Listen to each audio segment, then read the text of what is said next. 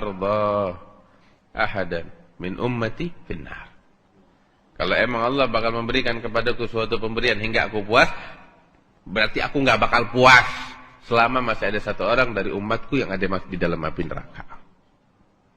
Allahumma shalli alaihi. Apa ini kalau bukan kasih sayang? Kasih sayang yang teramat besar. Nggak rela satupun dari umatnya masuk neraka. Dan ini kasih sayang diwariskan oleh Rasulullah kepada para sahabatnya, keluarganya, dan turun-temurun. Kita dapetin tuh habaib-habaib kita, kasih sayang mereka kepada umat luar biasa, tanpa memandang, tanpa pandang bulu, mau dia alirannya sesat di mata orang lain atau bagaimana, nggak ada pusing, yang penting semuanya masuk surga. Itu intinya.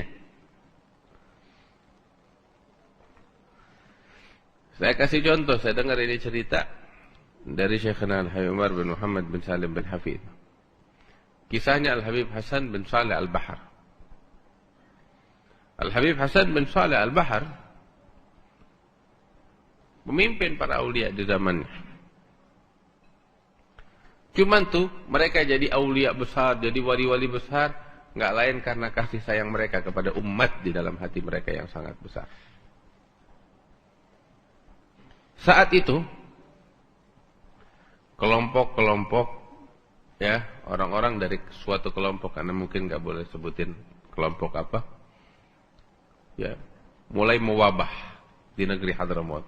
Kelompok aliran-aliran yang menyimpanglah dari ajaran ahli sunnah wal jamaah, mewabah, dan mereka melakukan perlawanan, ya, dengan kekerasan terhadap ahli sunnah wal jamaah, sehingga terjadi beberapa konflik yang agak berat lah antara ahli sunnah dengan aliran ini,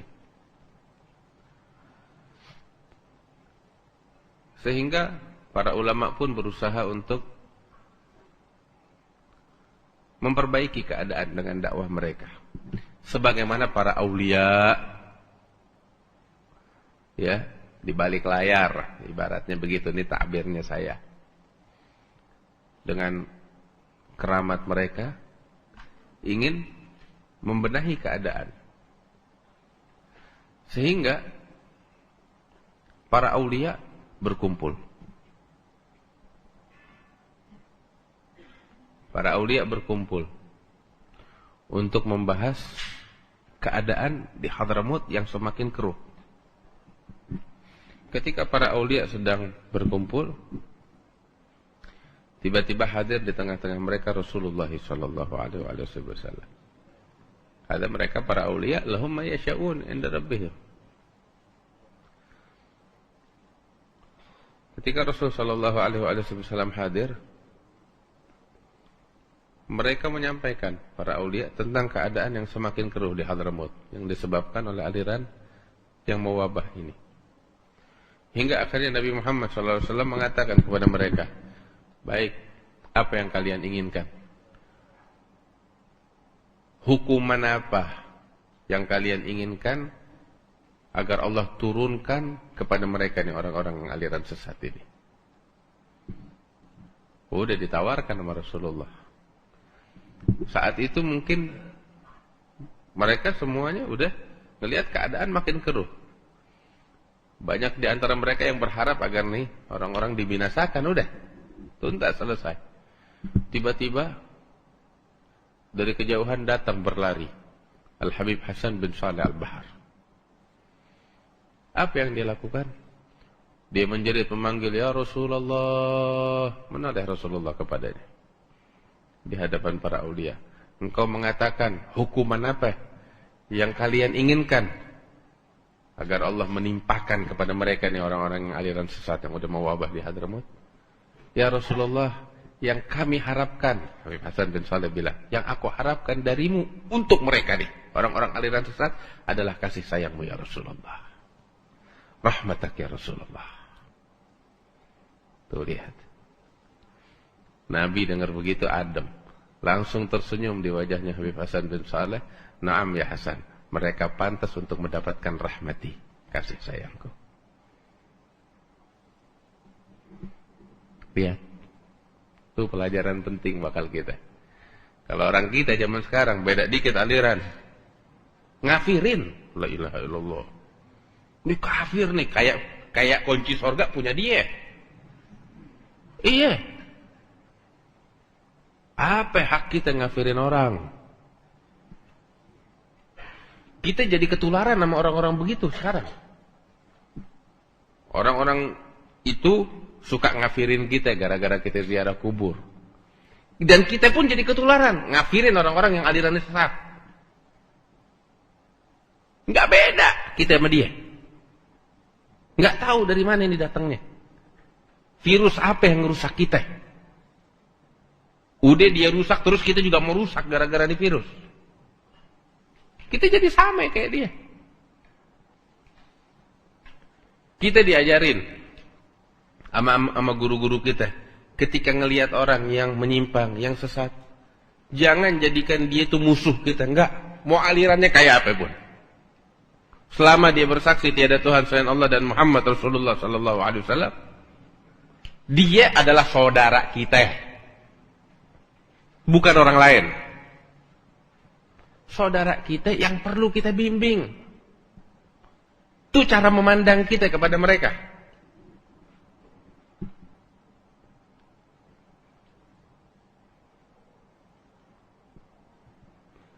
Al-Imam Ma'ruf Al-Qarqi lagi jalan sama murid-muridnya di pinggir pantai. Dia di pinggir pantai, di tengah laut ada perahu. Di situ ada orang-orang yang lagi bikin maksiat, minum minuman keras dengan wanita-wanita, suaranya sampai terdengar dari pantai. Murid-murid ngelihat begitu, bilang sama Syekh Ma'ruf Al-Qarqi. Dia bilang, ya Syekh Ma'ruf, sumpahin tuh orang pada biar pada tenggelam. Dia di atas lautan masih maksiat, kurang ajar sama Allah. Kalau orang kita bagaimana tuh? Bakar aja udah. Tenggelamin udah biar datang tsunami bakal tuh orang. Orang kita sekarang nggak tahu dari mana nih. Kita bingung dari mana kayak begini. Ini contoh Sayyidina Ma'ruf Al-Qarqi. Ketika murid-muridnya bilang begitu, dia angkat kedua tangannya. Itu dia angkat, tahu apa doanya? Bukan disumpahin. Tapi dia bilang, Allahumma kama farrahtahum fid dunya fafarrihum fil akhirah. Ya Allah, sebagaimana engkau gembirakan mereka tuh. Mereka lagi pada senang-senang kan? Dengan kemaksiatan. Sebagaimana engkau menggembirakan mereka di dunia, maka gembirakan mereka di akhirat. Allah. Anda mau tanya, tuh orang-orang bisa gembira di akhirat dengan apa? Dengan maksiat? Kagak. Dia orang bisa gembira di akhirat ketika dia orang pada taubat. Didoain. Ya Rabb, kama farrahtahum fid dunya fafarrihum fil akhirah. Wah, doanya diijabah sama Allah. Dari kejauhan tuh, mereka, beberapa dari mereka ngelihat, ada di pantai situ dari kejauhan Ma'ruf Al-Qarqi. Wah, nggak pantas dia dengar suara kita begini nih, kita malu. Terus orang-orang yang lain yang pada maksiat pada ketakutan semua, nggak enak. Ini wali ngelihat kita. Ketika mereka lagi memperhatikan, dapetin Ma'ruf Al-Qarqi lagi ngangkat tangannya berdoa. Tuh orang-orang di atas kapal semuanya pada ketakutan. Ya, kita disumpahin sama dia deh. Padahal nggak disumpahin, didoain biar taubat. Biar seneng lagi di akhirat. Mereka pada kelabakan, ketakutan. Waduh, kita binasa, kita hancur deh. Ini nggak bakal sampai ke daratan kita nih kalau kayak begini nih. Bakal kena hukuman dari Allah. Ma'ruf Al-Qarqi ini wali besar nyumpahin kita. Padahal nggak disumpahin. Mereka ketakutan. Akhirnya satu sama lain bagaimana? Udah deh, mendingan kita tobat. Kalau mau selamat, tobat. Udah. Sekarang juga kita datang ke dia. Minta maaf dan tobat. Akhirnya udah. Mereka buru-buru. Tuh kapal dideketin ke pantai. Datang ke Ma'ruf Al-Qarqi. Tobat pada nangis. Sampai detik itu juga mereka pada Taubat dari dosa-dosanya, nggak balik lagi ke maksiat. Dari situ jadi murid dan ma'ruf al-qarahi, jadi para aulia Allah. Di dunia mereka senang, di akhirat mereka senang. Hadza maslakuna. Ini jalannya kita. Ini jalannya kita. Ini jalannya kita. Ini yang kita dapetin dari orang-orang tua kita.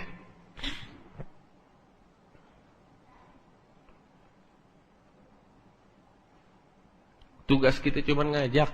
Hidayat di tangan Allah.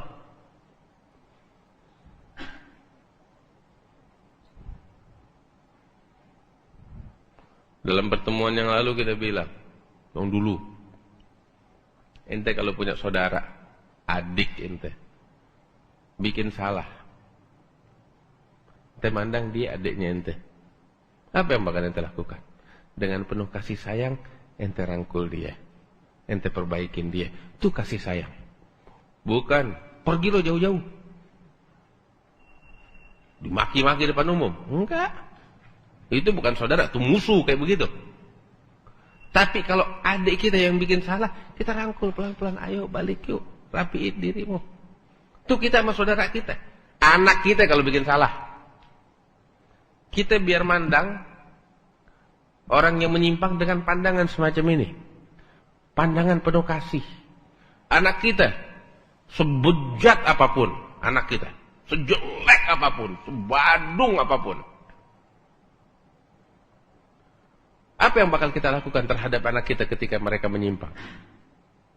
Kasih sayang makin besar dalam hati kita. Kita bakal berusaha semaksimal mungkin mengembalikan anak kita ke jalan yang lurus. Dan dengan cara lembut, bahkan terkadang dengan cara tegas. Tapi tegasnya kita penuh dengan kasih sayang. Kenapa? Dari awal cara memandang kita, memandang dia bukan musuh, tapi bagian dari kita. Pandangan penuh kasih. Inilah cara memandangnya Rasulullah kepada orang-orang yang ada di hadapannya walaupun mereka orang kafir.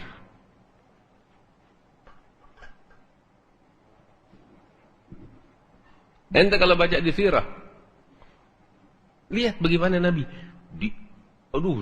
diulek deh kayak gado-gado.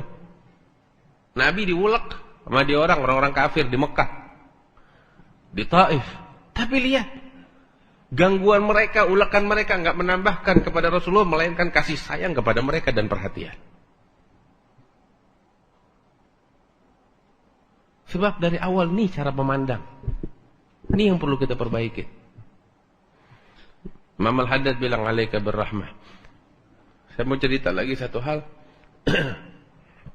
Ada satu di kota Tarim. Saya lupa namanya siapa. Ada disebut di dalam kitab Tuhfatul Ahbab fi Manaqib Al-Habib Alawi bin Syihab. Ada satu Habib dari keluarga Al-Kahf. Minas Salihin, kalau enggak salah Habib Abu Bakar bin Syekh Al-Kahf atau siapalah, saya lupa namanya. Dia orang alim, wali min awliyaillah, terus juga orang kaya raya. Ini Habib cuman beda sama yang lain. Bagaimana? Bedanya dari sisi apa? Jadi, kalau kita kan ngelihat ada orang alim, orang soleh, kita cinta, kita hormatin, kita jamu dia, iya kan? Dia pun juga begitu. Kalau ada orang alim, orang soleh, dihormatin, dijamu, dengan penghormatan dan jamuan yang wajar. Tapi, kalau ada preman, kalau ada tukang maksiat, kalau ada orang-orang bejat, kalau ada zalamah, ya, apa yang dilakukan sama dia? Diusir? Enggak. Yang dilakukan sama nih Habib, waduh, dihormatin lebih daripada penghormatannya kepada para ulama. Lain sendiri kan? Ada ulama datang, ahlan wa sahlan, tafadhal. Tapi kalau di orang bejat pada datang, dia diri disambut dari sampai ke pintu. Dipeluk, duduk di sebelah aneh. Sampai nih orang yang bejat sampai malu sendiri. Jangan malu, ini tempat ente di sini ana udah siapin bakal ente. Setiap orang yang bejat, setiap orang yang preman, setiap orang yang tukang maksiat, setiap orang-orang yang zalim dihormati nama nih Habib lebih daripada penghormatannya kepada ulama. Orang-orang pada heran, nih Habib layan sendiri. Diomongin, nggak diambil pusing sama nih Habib. Tapi dari sini, tahu apa? Ini orang-orang preman. Ini penjahat-penjahat, jadi cinta sama nih Habib. Cintanya cuma sama nih Habib, sama yang lain kagak. Iya kan? Sama yang lain galak, sama nih Habib paling sayang sama kita. Ini preman-preman, tukang maksiat, orang pada yang menyimpang ini cinta sama Habib luar biasa, sama yang lain kagak. Kenapa? Sebab nih Habib menghormatin mereka, waduh, di atas segala-galanya. Orang mulai pada ngomongin nih Habib, bagaimana sih nih Habib? Menghormatin ulama wajar, tapi sama mereka penghormatan lebih banget, dihormatin, disayang, dijamu, dipeluk. Gak malu apa nih Habib? Akhirnya didatangin sama beberapa orang-orang yang berwibawa, ditanya, kenapa ente begini? Tahu apa jawabannya? Ane begini, gak lain karena ane sayang sama dia, orang kasih sayang. Supaya apa? Ini orang-orang yang pada tukang maksiat, ane berharap dia cinta sama ane.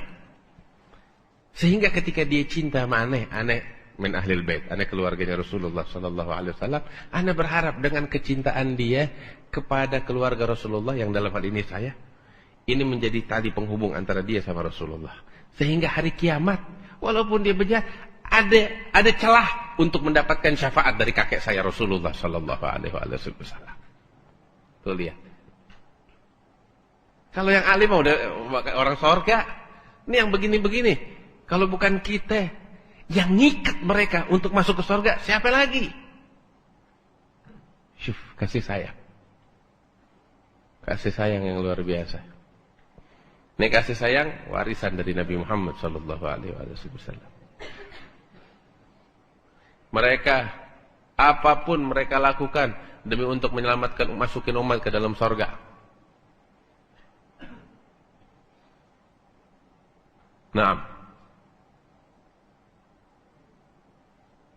Syekh Abu Bakar bin Salim, dia ngomong begini, bukan wah sombong, enggak. Bukan karena kewaliannya, enggak, tapi karena kasih sayangnya kepada umat. Sampai dia bilang, aneh kalau punya kemampuan, ya punya martabat di sisi Allah. Kata Syekh Abu Bakar bin Salim, kalau di sana kagak ada syafaatnya Nabi Muhammad, aneh deh, biar yang kasih syafaat bakal umat. Sampai segitunya.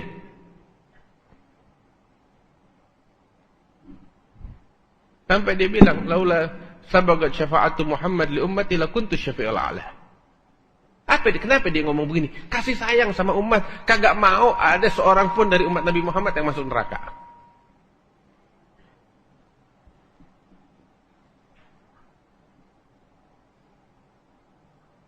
Tuh kasih sayang, sampai segitunya.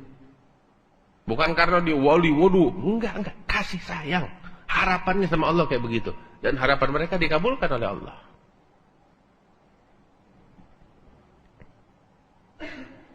Ayo sekarang nih, kita udah denger ini semua, bagaimana kasih sayang kita bakal umatnya Nabi Muhammad SAW. Mulai nih kasih sayang kepada diri kita. Ente kesianin diri ente, sayangin diri ente, jangan sampai ente jadi kayu bakar api neraka dengan kemaksiatan. Sayangin ente punya diri, kesianin, jangan sampai dibakar di api neraka. Sebagaimana juga ente sayangin, kesianin diri keluarganya ente. Allah bilang dalam Al-Quran, Gu anfusakum wa ahlikum nar. Lindungin diri kalian, keluarga kalian dari pedihnya api neraka, siksa api neraka. Lingkungan kita, umat Nabi Muhammad sallallahu alaihi wasallam, fil hadis innama yarhamullahu min ibadihi ar-ruhama man la yarham la yurham. Al-mu'min alufun ma'luf la khair fi man la ya'laf wa la yu'laf. Enggak ada baiknya, kata Nabi sallallahu alaihi wasallam, bagi orang yang kagak apa bahasa Indonesianya dia? Ya'laf, yakni apa ya? Gampang lah orangnya, enak, penuh kasih sayang, penuh perhatian, kurang lebih sama orang. Kasih sayangnya tuh kelihatan. Orang yang nggak punya sifat kayak begini nggak ada bagusnya. Kayak orang zaman sekarang, ketika ngeliat, serem aja udah deh. Jangan, nggak bagus sifat begitu.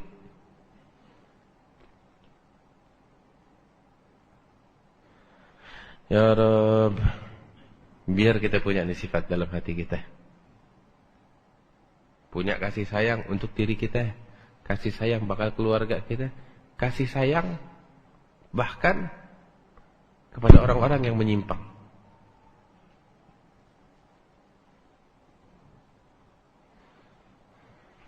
Hadak dalam kitab Tajil Aras dikutip oleh Habib Ali bin Hasan Al-Attas, ucapannya Al-Imam Asy-Syaqiq Al-Balkhi. Beliau bilang,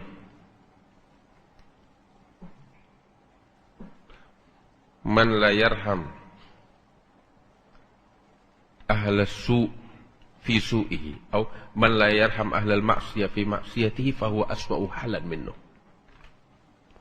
Orang yang enggak punya kasih sayang, enggak kesian ketika ngelihat orang yang lagi maksiat, maka ketahuilah dia keadaannya lebih hina di mata Allah dari yang tukang maksiat.